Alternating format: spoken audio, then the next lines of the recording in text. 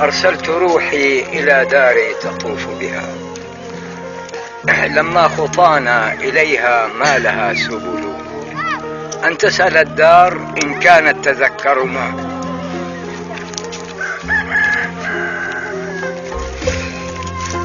أم أنها نسيت إذ أهلها رحلوا. أن تسأل الدار إن كانت تذكرنا أم أنها نسيت إذ أهلها رحلوا. أن تسأل السقف هل ما زال منتصبا فوق الجدار شموخا رغم ما فعلوا، أم أنها ركعت للأرض ساجدة تشكو إلى الله في حزن وتبتهل. أن تسأل النخل هل أكمامه نضجت، أن تسأل الزيتين والزيتون متصل، أما القطوف من الأعناب دانية مثل اللآلي كالحوراء تكتحل، أم شجرة التوت والأغصان فارعة ناءت بحمل وقد طابت بها الأكل.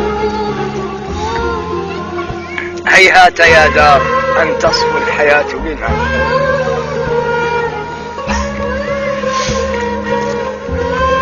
ويرجع الجمع بعد النأي مكتمل، لكن روحي ستبقى فيها ساكنة، ما لي بأطمة لا شاة ولا جمل.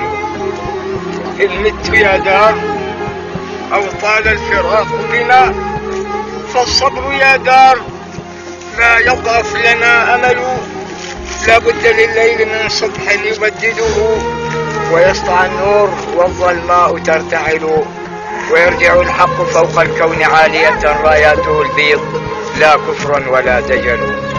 علائم الصبح قد لاحت مبشرة، لم يبق في الساح لا عزى ولا هبل، فأول النصر للأوثان نكسرها فعل الخليل وفعل المصطفى مثل. أو في حماة يدوس النصب نعلوهم، والجحش يصعد عن تمثالهم بدل. يا للتفاهة ظنوا أننا أبوهم، ما للصدارة في أوساطنا رجل. السماك تملت.